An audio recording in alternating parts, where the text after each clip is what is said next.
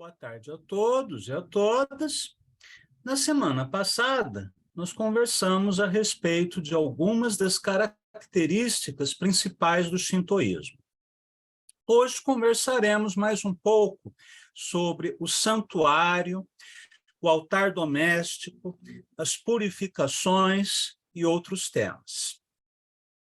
No shintoísmo, é usado o termo jinja para o santuário, ou, mais literalmente, o espaço usado pelo kami. Na prática shintoísta atual, uma construção é usada para veneração, na qual é colocada um objeto simbólico chamado goshintai. O significado literal é o corpo do kami, e trata-se de um objeto material que representa o espírito do kami, ou shinrei.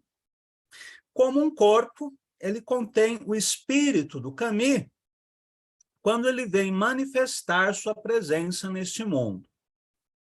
Construções que contêm um goshintai são consideradas lugares em que o kami vive, mas na tradição shintoísta original, o kami não reside permanentemente em uma construção, nem no goshintai. No passado, nos momentos determinados, as pessoas criavam um lugar sagrado apropriado, celebravam e veneravam lá, e davam boas-vindas ao espírito do kami. Referimos-nos ao lugar em que as pessoas recebem o espírito do kami como yuniwa, literalmente área purificada, um espaço especial adequado a yuniwa é chamado kanabi, e o centro onde o espírito do kami desce para se apresentar é chamado de Itsu no Iwasaka.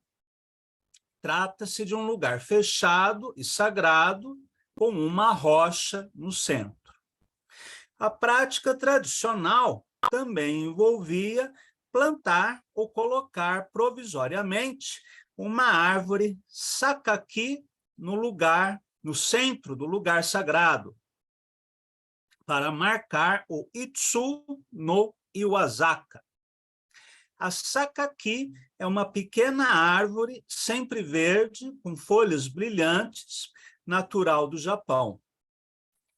Ela funcionava como uma invocação ao espírito do kami. Árvores usadas com propósitos rituais são chamadas de imoroji.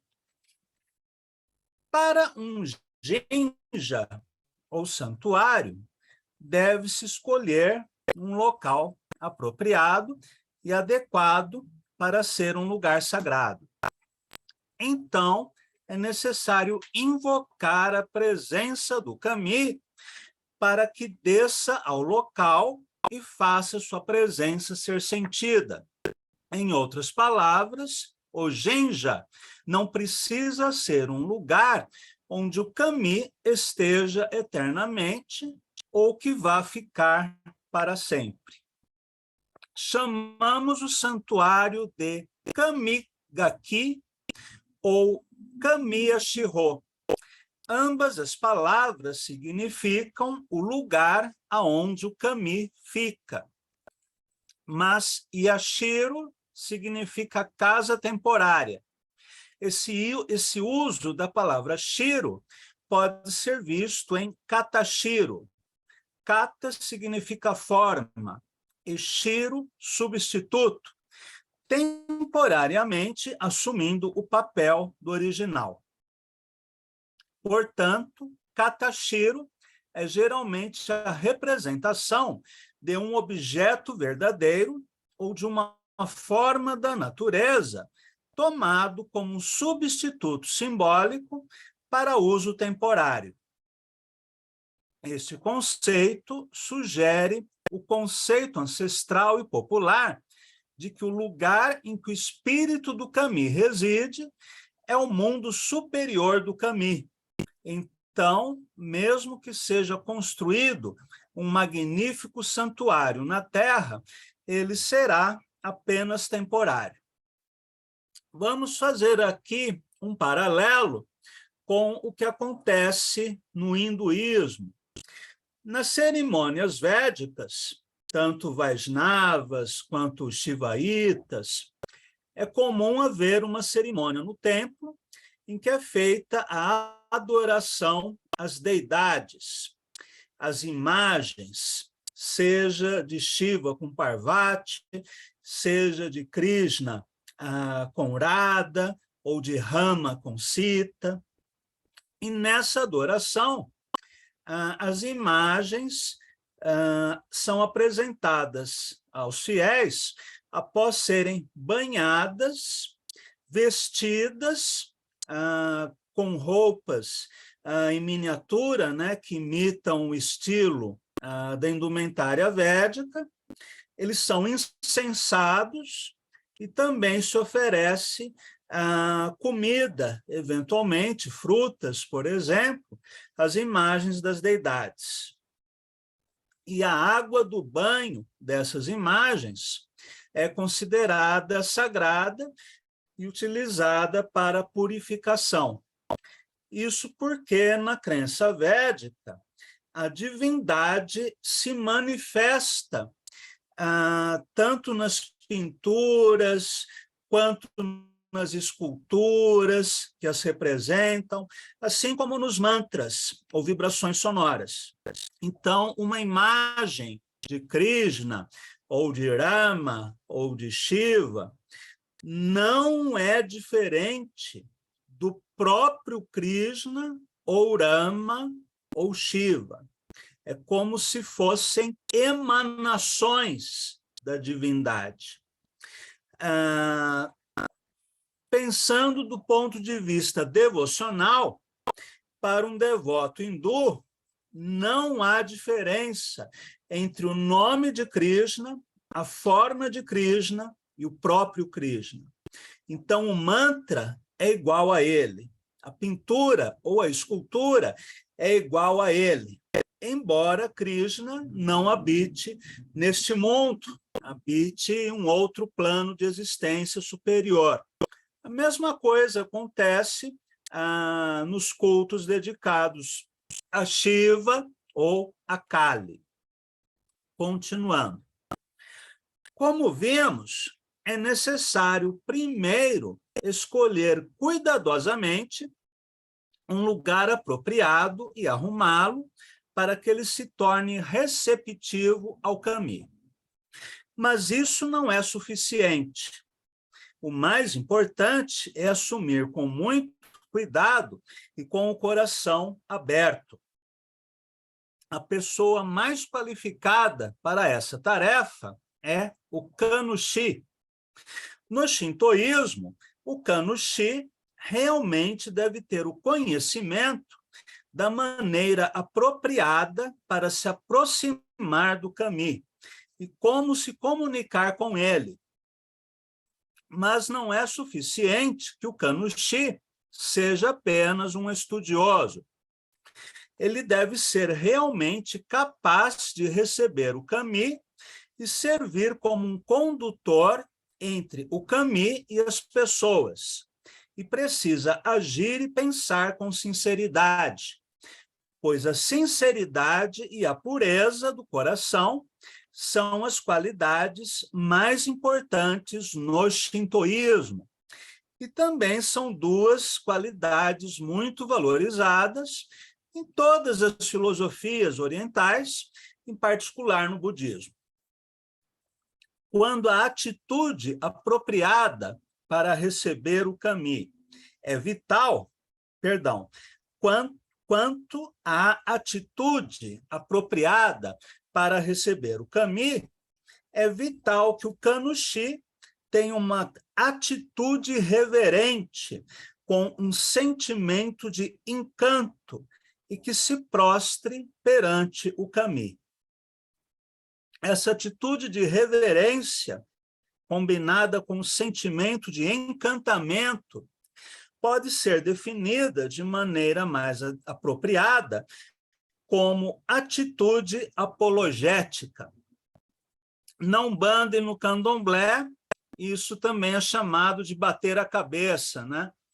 Que é quando o devoto está no templo e ele deita no chão com as mãos expandidas, né, para frente, né, acima da altura da cabeça, em atitude de reverência aos orixás.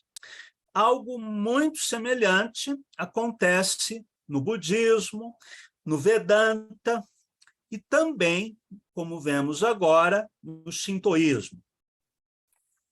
O Kannushi deve ter uma atitude humilde e inspirada em seu sentimento de encantamento, que o fará ter vontade de dizer: eu não mereço invocar o Kami, nem estar em sua presença.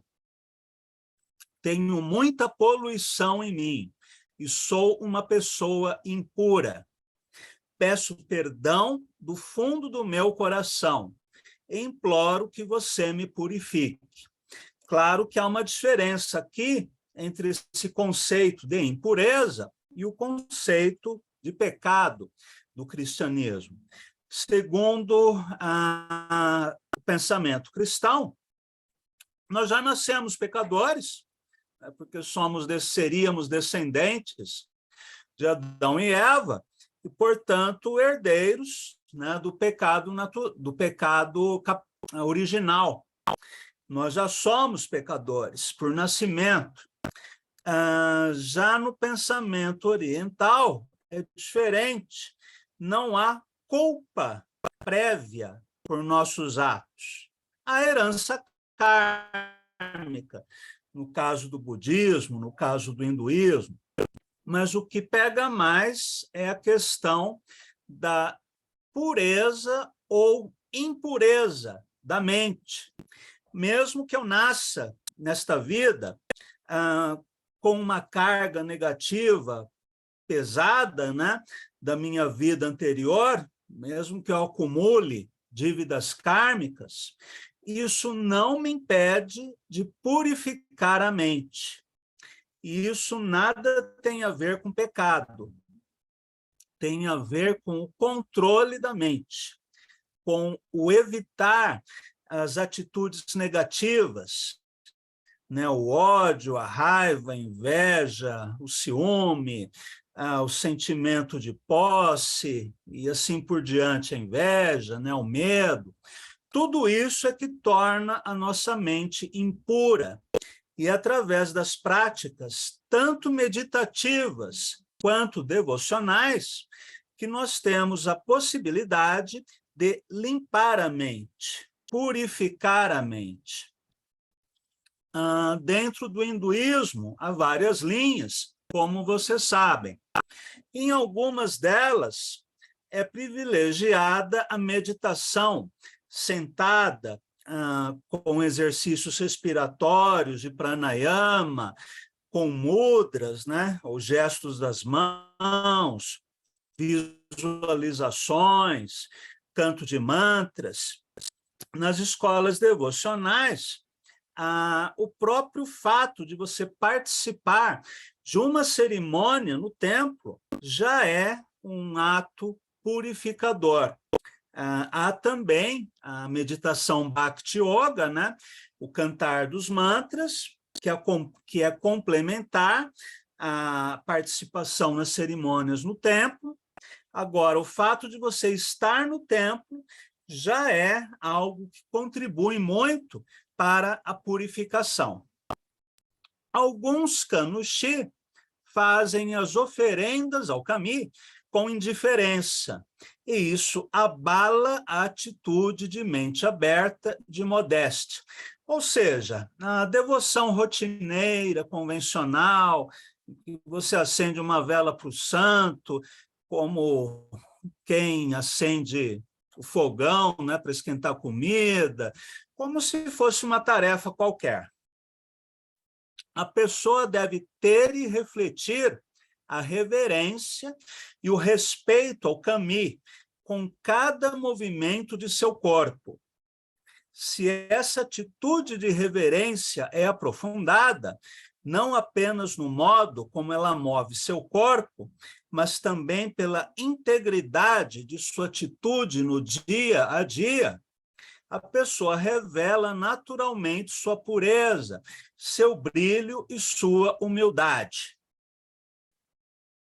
Uma coisa é ter uma atitude reverente no templo, é conseguir um certo estado de paz mental, né, enquanto estamos meditando, né, na varanda de casa. Outra coisa é pegar um trânsito engarrafado, né, de repente um motorista que comete uma imprudência, né, e atrapalha o nosso trajeto, uma fila de banco, uma fila de supermercado, o ambiente de trabalho, né, tudo isso mexe muito com a gente. É muito mais fácil cultivar essa paz mental no templo ou na meditação individual. O difícil é levar isso para o dia a dia, e que é o nosso grande desafio, né? Como fazer isso? Não há uma única fórmula. Eu, pessoalmente, gosto de cantar mantras mentalmente. Então, estou lá na fila do banco, estou repetindo, né, mentalmente um mantra, e isso faz com que eu não me deixe perturbar tanto por aquilo à minha volta. Isso consegue me dar um pouco de tranquilidade, né, numa situação estressante. É a vantagem do mantra sobre a meditação silenciosa, na minha opinião. Continuando. Estar perto de uma pessoa assim faz os demais apreciarem essas qualidades exteriores e interiores, o que frequentemente chamamos de perfume, que tem a pessoa que serve ao kami. Alguns de nós já tiveram experiência de conhecer pessoas, né, mais avançadas espiritualmente, e o simples fato de você estar na presença daquela pessoa, sem que ela faça ou fale coisa alguma, só a expressão de rosto da pessoa já transmite, né, uma energia imensa, que nós sentimos como algo que nos purifica. Porque o genja do santuário evita o kegare, impureza ou sujeira. O corpo do kami, chamado katashiro, normalmente é representado pelo espelho, mas o espelho em si não é o kami. Quando um espelho é colocado no lugar certo e reverenciado, o espírito do kami desce sobre ele através do que sua vibração espiritual permeia a área que o circunda. Só então o espelho se transforma em kamizane. E o espírito do kami sempre visita esse lugar. Só então ele se torna o santuário. E se o espírito do kami sempre visita esse lugar, só então ele se torna o santuário onde o kami está presente. Para que isso aconteça, o corpo do kami e o lugar dedicado a ele devem estar limpos e puros. Como já dissemos anteriormente, o que está lá não é o kami em si, mas sim um espírito guardião protegendo o kamizane, como espelho, que é, na verdade, katashiro para o kami, um objeto temporariamente representando o kami. O espírito guardião também abandona os lugares impuros e evita os seres humanos desrespeitosos. Vamos fazer um parênteses para uma comparação com os dojos de artes marciais japonesas. Nos dojos mais tradicionais, você não entra simplesmente no tatame e começa a treinar. Isso vem depois. A primeira coisa que você faz é pegar uma vassoura e varrer o tatame. Se não for um chão de tatame, que é mais usado no judô, no karatê, no aikido, em artes onde acontecem quedas, se for um chão liso, né?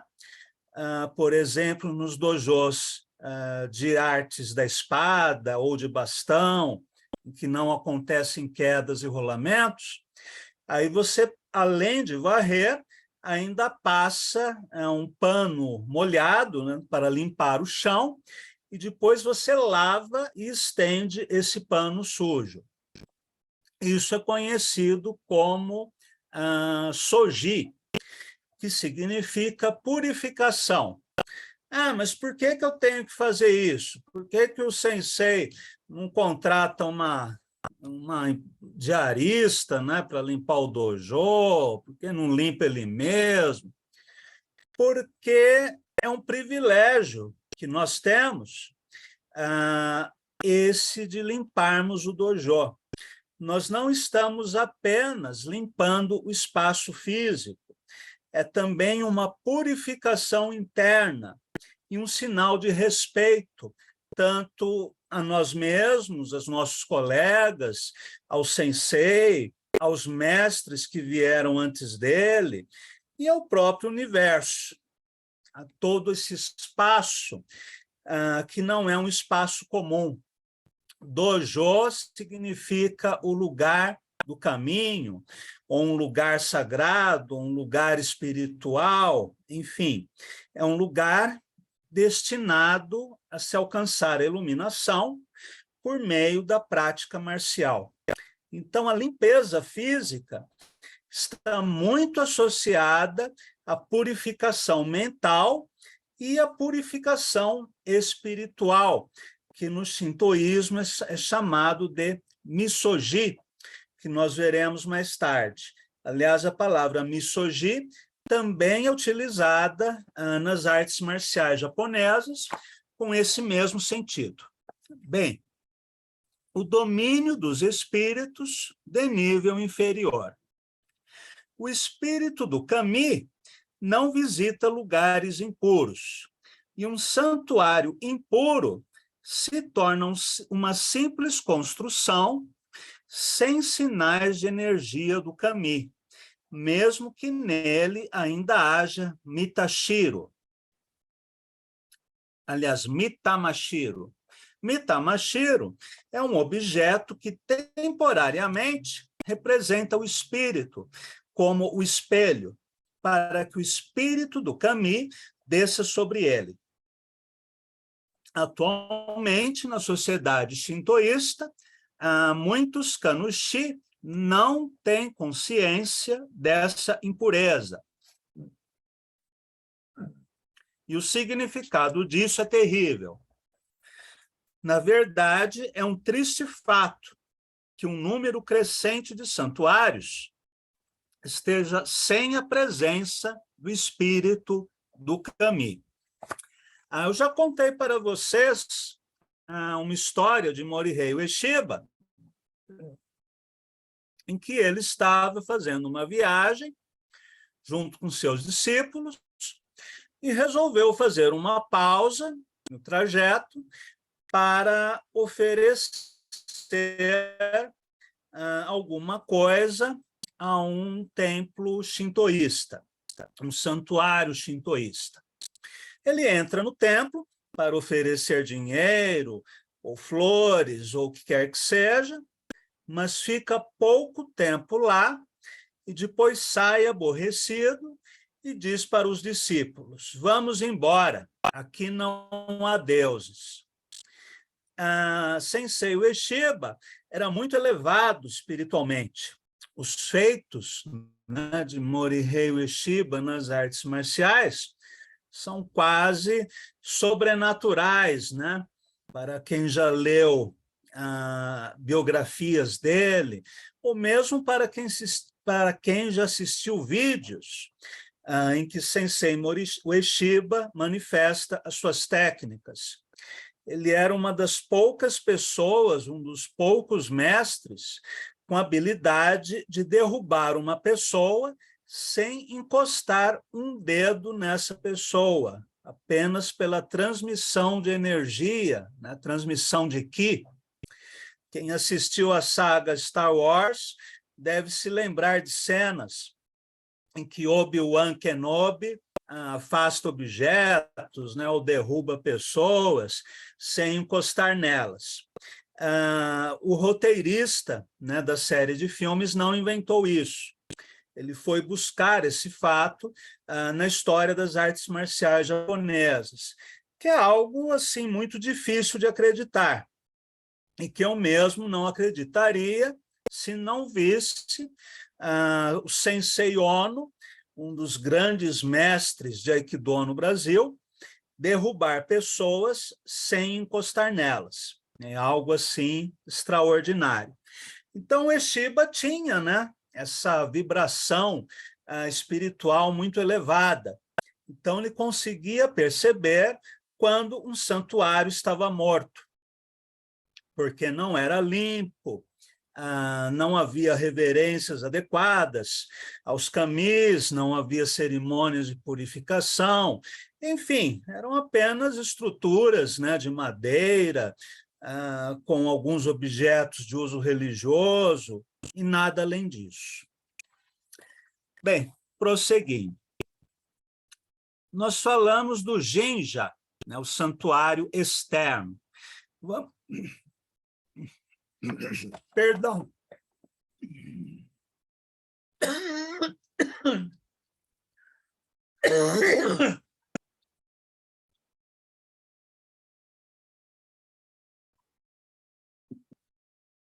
Perdão, eu me engasguei.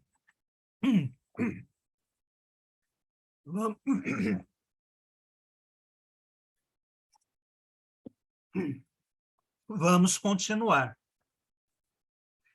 O Kamidana, o santuário doméstico, pode ser considerado um pequeno templo que recebe o espírito do Kami. Assim, se o colocarmos em um lugar apropriado, de maneira apropriada, e o mantivermos cuidadosamente limpo e oferecermos preces com a mente e o coração reverentes, a luz do nobre espírito do Kami estará lá. Para fazer um santuário doméstico apropriado, devemos colocar Kamizane e outras coisas em um procedimento apropriado e formal. Há várias maneiras de instalar o santuário. Os seguintes exemplos se aplicam. 1. Ele pode ficar em um lugar alto. 2. Ele pode ficar no nível do chão, com 3 ou 4 degraus. Isso é chamado de chão para o kami, kamidoko. E 3, ele pode ficar em um nicho especial, tokonoma, com um estandarte pendurado, escrito com o nome do kami. Todos aqueles que já visitaram ou já frequentaram um dojo de artes marciais japonesas deve ter percebido que em algum lugar do dojo há um pequeno templo, como este que eu vou mostrar aqui. Um pequeno santuário, na verdade, um santuário doméstico, que é este que eu apresento na imagem. Este é o santuário, né, shintoísta doméstico, presente, né, em quase todos os dojós, uma vez que o shintoísmo é uma das filosofias importantes no desenvolvimento do Budô japonês, ao lado do budismo, do taoísmo e do confucionismo. Bem, existem diversas instruções de cautela para a instalação de um santuário doméstico. Por exemplo, devem-se evitar os cantos nordeste e sudeste da casa. Ao se considerar a instalação de um santuário doméstico, deve-se consultar um kanushi de confiança, um mestre shintoísta. Em São Paulo, aliás, existe um templo shintoísta. Quem quiser conhecer, né, é só pesquisar no Google, e na Praça da Liberdade, em todos os sábados, sempre há uma barraquinha desse mosteiro, em que o sacerdote e uma auxiliar vendem amuletos, né, shintoístas. Um amuleto, ou fudá, que as pessoas adquirem em santuários, é apenas um símbolo, e não um kamisane, em sentido estrito, mas pode ser eficiente como foco das orações diárias.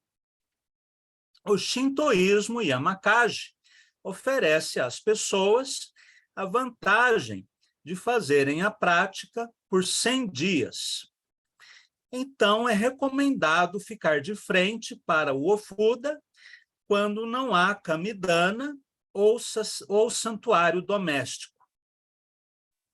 Não importa que o programa de treinamento de 100 dias inclua orações, concentração mental, meditação e exercícios de som. Se as pessoas reverenciam e fazem suas orações com a concentração focalizada, podem abrir o caminho para o espírito do Kami. Muito bem. Por hoje, ficamos por aqui e na semana que vem conversaremos sobre o Misogi, né, a purificação shintoísta. Agradeço a todos e a todas e até a nossa próxima conversa.